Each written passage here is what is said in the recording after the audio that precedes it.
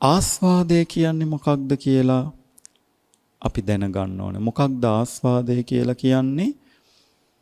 රූපයට, ශබ්දයට, ගන්ධයට, රසයට, ස්පර්ශයට, මනසට ඇතිවෙන ධම්මාරම්මණයට ගිජු වෙනකම, ඇලෙනකම, විඳින බව, ඒකට කියනවා ආස්වාදය කියලා.